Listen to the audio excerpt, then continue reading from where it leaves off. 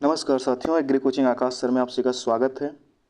तो आज हम लोग बहुत स्पेशल टॉपिक के साथ आए हैं जिसमें योजना तंत्र का हम रिवीजन देखेंगे और इसका नाम रखा गया है रिवीजन दृष्टि या रिवीजन आई। ठीक है, तो ये मुख्यतः जो है आपकी ये 5 क्लास होनी है। आज पहली क्लास है। 5 क्लास में जो 150 पेज का योजना तंत्र है उसका पूरा हम समरी लेकर आए हैं। तो जिनके पास योजना तंत्र है उन्हीं को ये ज़्यादा पढ़ना है और जिनके पास नहीं है वो एक बार देख सकते हैं, तो उनका भी बहुत अच्छा खासा रिवीजन टाइप का हो जाएगा। लेकिन उससे पहले मैं बता दूं कि अगर आपने एग्री योजना तंत्र नहीं लिया है, जो कि 3 एग्ज़ाम के लिए है, AGTA, ADO और गन्ना पर्यवेक्षक, तीनों में काम आने वाला है। वैसे तो सभी कृषि एग्ज़ाम के लिए है, तो आप इसे ले सकते हैं। एग्री योजना तंत्र PDF में है। ठीक है, इसकी PDF 25 रुपीज़ की ओनली है। आप इस नंबर पे व्हाट्सएप करके इसकी जानकारी ले सकते हैं, डेमो भी देख सकते हैं। ठीक है, तो ये स्पेशली AGTA के लिए बनाया गया है। ठीक है, तो इसे आप उपयोग में ला सकते हैं। ठीक है, चलिए फिर इसका समरी हम लगभग 30-35 पेज का स्टार्टिंग में लेके आए हैं। लगभग ये 20-25 मिनट की वीडियो होने वाली है। इसको आप ज़रूर देखिएगा और एक दो बार और देखिएगा ताकि चीज़ें याद हो जाएं। अब जैसे CACP मैं यहाँ पे बोलूँगा तो इसका मतलब है कि CACP का फुल फॉर्म या हिंदी में नाम जो है वो आप देखेंगे अपनी योजना तंत्र की पुस्तक में, या इसे आप गूगल वगैरह पे भी सर्च कर सकते हैं। क्योंकि मैं सारे फुल फॉर्म बताऊंगा तो यहाँ पे टाइम बहुत ज़्यादा जाने वाला है। CACP में आपको पढ़ना है कि भाई देखो, पहले AP से इसका नाम था, जो कि 1 जनवरी 1965 में इसकी स्थापना हुई थी। और CACP जो नाम रखा गया वो 1985 में चेंज करके CACP रखा गया।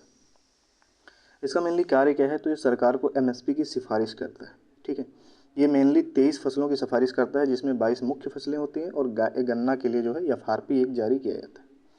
ठीक है, लेकिन अगर क्वेश्चन यही पूछता है कि MSP पे अंतिम मोहर कौन लगाता है या घोषणा इसकी कौन करता है, फाइनलाइज्ड, तो प्रधानमंत्री की जो आर्थिक मंत्रिमंडलियों की समिति होती है जिसको हम CCEA कहते हैं। ठीक है, ये जो है मेनली इस पे अंतिम मोहर लगाती है।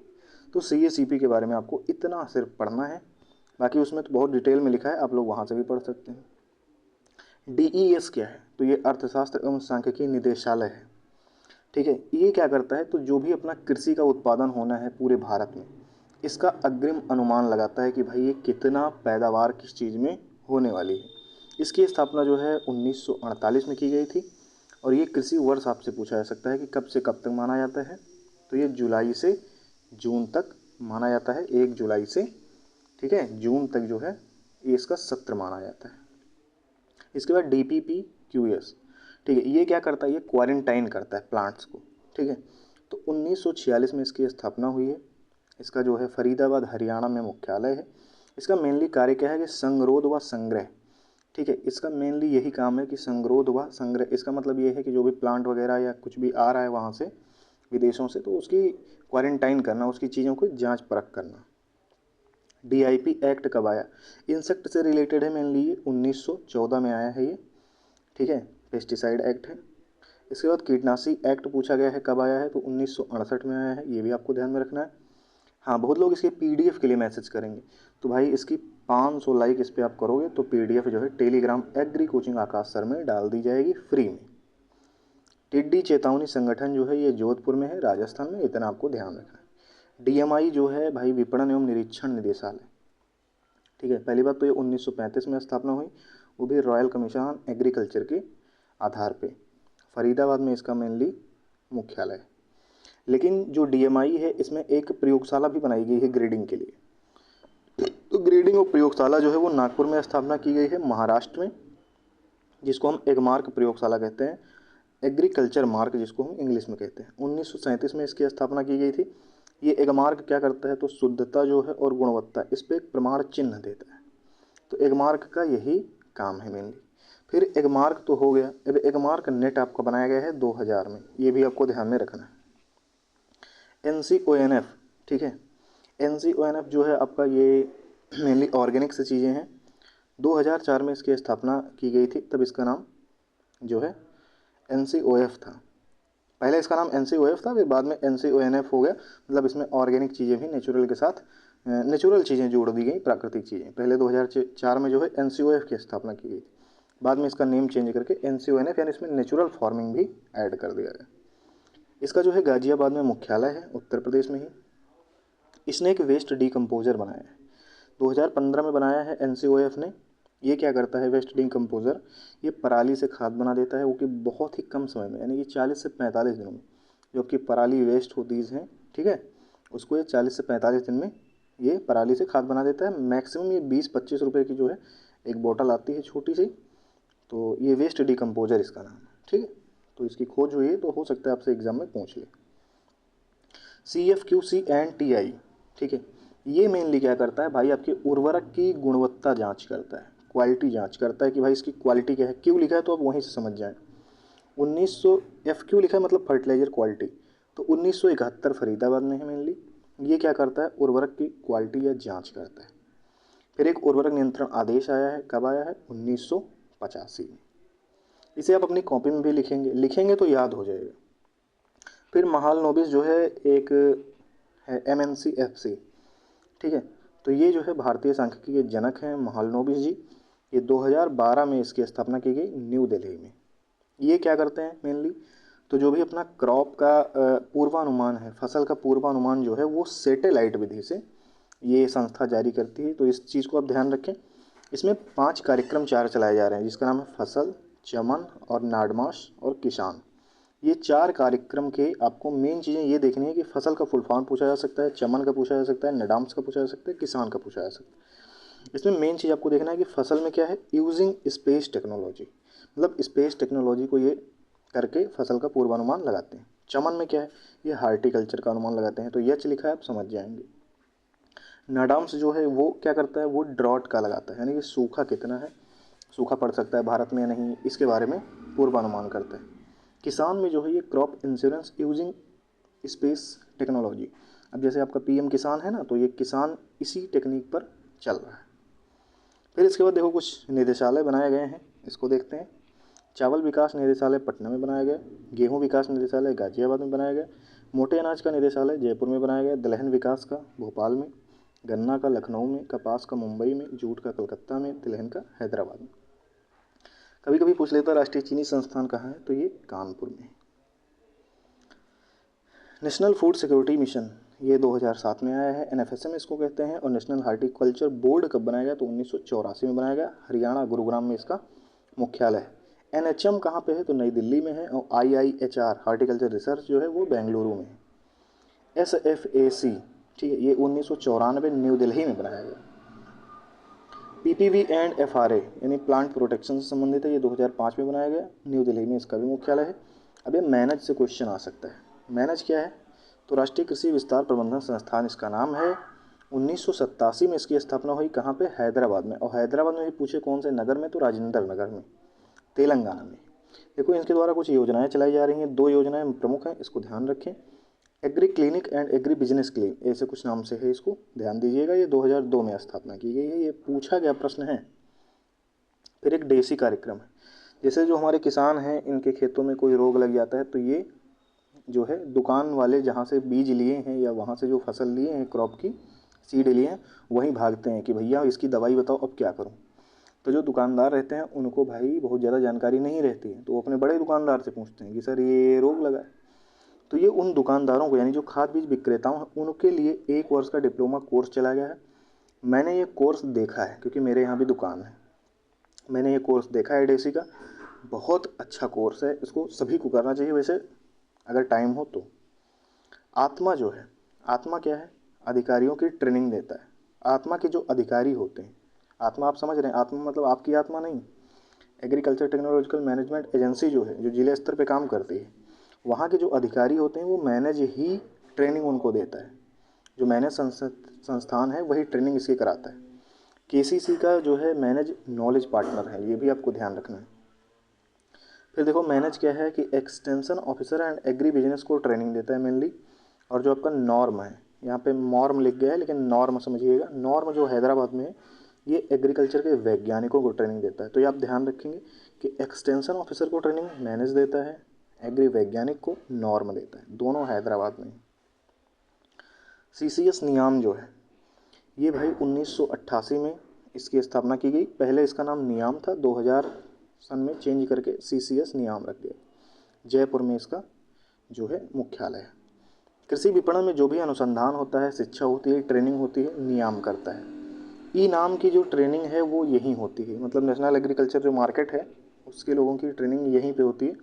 जबकि ई नाम का जो है संचालन कौन करता है, तो इस SFAC करता है, ठीक है। फिर इसके बाद नारियल विकास बोर्ड बनाया गया है 1981 में, मुख्यालय कोच्चि केरल है, बहुत ज़्यादा इंपॉर्टेंट नहीं है। लेकिन हाँ, ये ध्यान रखना है कि नारियल विकास बोर्ड आपका कृषि किसान कल्याण मंत्रालय से, जबकि जो इसका क्वायर बोर्ड है वो MSME से।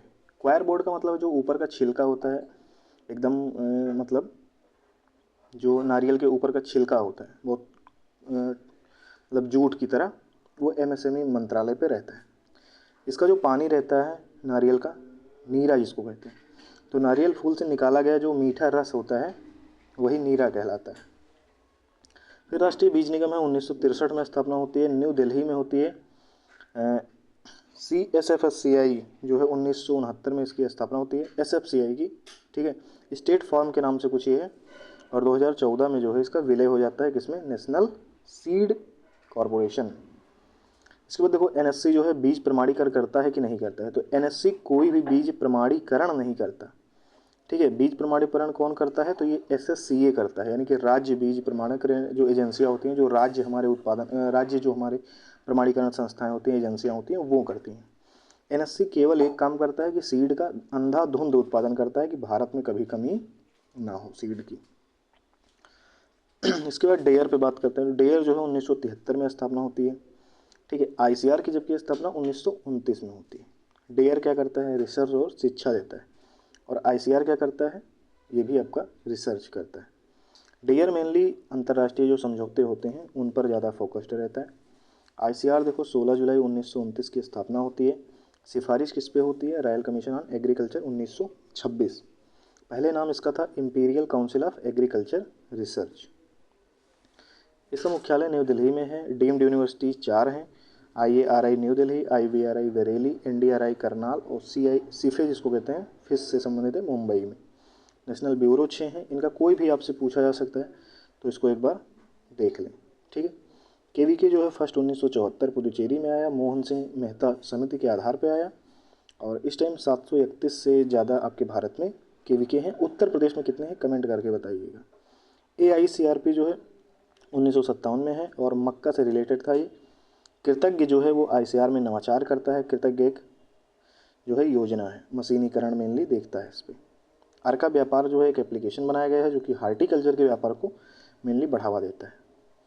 फिर सेंट्रल एग्रीकल्चर यूनिवर्सिटीज आपकी 3 है, जिसमें फर्स्ट आपका इम्फाल मणिपुर 1993 है, सेकंड आपकी झांसी में है और थर्ड आपकी पूसा बिहार समस्तीपुर में है। पूसा जो है 1934 में ट्रांसफ़र हो गया न्यू दिल्ली में, ये आपको ध्यान रखना है। एग्रीनोवेट इंडिया लिमिटेड जो है 2011 में इसकी स्थापना होती है न्यू दिल्ली में। ICR जो है बीज मशीन वैक्सीन का उत्पादन करता है, लेकिन जो उत्पादन हो रहा है यहाँ पे ICR में, इसका जो व्यापार है, इसका जो बेचने का सिस्टम है वो AGIN के पास है, तो ये आप भी ध्यान रखेंगे। फिर देखेंगे VCI क्या है, 1984 में आया न्यू दिल्ली में। कार्य क्या है, पशु चिकित्सा शिक्षा मानक, यानी कि जो हमारी वेटनरी की शिक्षा होती है उसका सिलेबस क्या रहेगा, उसका सिस्टम क्या रहेगा, ठीक है, वो सब चीज़ें इसमें बताई जाएंगी। AWBI 1962 में आया। रुक्मणी देवी अरुंडेल की बहुत ज़्यादा इसमें मतलब सहयोग रहा था, तब ये बन पाया। पहले चेन्नई था, अब जो है फरीदाबाद में। NDDB जो है आपका आनंद गुजरात में है। मिल्कमैन वर्कीज कुरियन की सहायता से यह स्थापित हुआ। ऑपरेशन फ्लड जो है 1970 से 96 में आया। CCS नियाह, ठीक है, ये बागपत में आपका UP में स्थापित है, ये ध्यान रखें, UP का क्वेश्चन में ये आ सकता है। CCS नियाह 2003 में स्थापना हुई थी। कार्य क्या करता है कि पशु दवा की जो है गुणवत्ता चेक करता है। और IVRI क्या करता है, दवा टीका का आविष्कार करता है। तो IVRI दवा टीका का आविष्कार करता है, लेकिन CCS नियाह जो है पशु दवा की गुणवत्ता चेक करता है। CCBF इसका कार्य क्या है, उच्च अनुवांशिक योग्यता वाले सांडों का उत्पादन करता है, CCBF, ठीक है। और उच्च चारे बीज का भी उत्पादन करता है। लेकिन अगर यही पूछे कि उच्च अनुवांशिक योग्यता वाले वीर्य का उत्पादन कौन करता है, तो CFC एंड TI जो है हेसरवट्टा बेंगलुरु में है, वो करता है। केंद्रीय भेड़ प्रजनन फार्म जो है आपका हिसार हरियाणा में है। इसके बाद पूछा है AQCS कहाँ पे है, तो ये पशु या पशु उत्पाद आयात को नियंत्रित और निर्यात को प्रमाणित करता है। फिर इसके बाद केंद्रीय भेड़ प्रजनन फार्म जो 1969 में आपका हिसार हरियाणा में स्थापना किया गया। सही से दिख नहीं रहा होगा आपको। तो ये जेनेटिक जो भेड़ है उसका उत्पादन करता है कुछ इसके सिस्टम का। केंद्रीय कुक्कुट विकास संगठन जो है 2003 में आया। ग्रामीण पोल्ट्री का मेनली विकास करता है, देसी नस्लों का संरक्षण करता है। NFDB जो है 2006 हैदराबाद में स्थापित किया गया। PMKSY जो इसकी नोडल एजेंसी है, ठीक है। और FIDF का जो है प्रबंधन करता है। CAA 2005 में चेन्नई में आया। पंजीकरण झींगा मछली फार्म का करता है, ये इतना इंपॉर्टेंट नहीं है, बस सिफे याद रखें, मुंबई में है। सिफरी आपका बैरकपुर में है। CMFRI कोच्चि केरल में है। FSI मुंबई में है। सिफनेट जो है कोच्चि में है। निफेट कहाँ पे है? कोच्चि में है। ये पोस्ट हार्वेस्ट करता है, वैल्यू एडिशन करता है मछली में ही। CSEF कहाँ है? बेंगलुरु में है। CRCS क्या करता है? तो सहकारी समितियों का केंद्रीय पंजीयक है ये। NCOL आपका क्या करता है? जैविक उत्पाद जो है मार्केटिंग ब्रांडिंग, आनंद गुजरात में, इसको ध्यान रखें। NCEL जो है कृषि उत्पाद निर्यात बढ़ावा देता है। BBSL जो है उन्नत बीज उत्पादन, बीज वितरण, खरीद वितरण, यही सब करता है। NCDC देखेंगे, न्यू दिल्ली में है। पिछली बार क्वेश्चन आपका आया था। 1963 में आया है। सहकारिता मंत्रालय के अधीन है। सहकारिता समितियों को यह फंड देता है, ठीक है, लोन या सब्सिडी भी देता है। आयुष्मान सहकार के बारे में देख लें तो सहकारी ऋण प्रदान करता है। ईवा सहकार क्या करता है? युवाओं को सस्ती दर पर ऋण देता है। नंदिनी सहकार क्या करता है? महिला सहकारियों के लिए ये व्यवस्था करता है। सहकार मित्र क्या है? एग्री बिजनेस या MBA के साथ काम करने आपको मौका देता है। सहकार प्रज्ञा क्या है? किसान प्रबंधक को ट्रेनिंग देने की योजना है। तो ये इतना 4 पेज का कंटेंट जो आपका 36-39 लगभग पेज का कंपाइल करके 4 पेज में बनाया गया है, इसको भी आप पढ़ लेते हैं तो भी आपका समझ लीजिए उसको आप पढ़ चुके हैं। लेकिन हाँ, जो ये NCDC है और जितने भी ये सब हैं, इसके कार्य ज़रूर आपके पढ़ें कि कार्य ये क्या करता है, ठीक है। तो ये वीडियो आपको कैसे लगी? बहुत मेहनत लग रही है वीडियो बनाने में। चैनल को सब्सक्राइब कर लीजिए, वीडियो को लाइक कर दीजिए, और योजना तंत्र अगर आपने अभी नहीं बाई किया है तो कर लीजिए। वो मेनली 3 एग्ज़ाम के लिए आपके बहुत ज़्यादा काम करने वाला है। बहुत बहुत धन्यवाद आपका।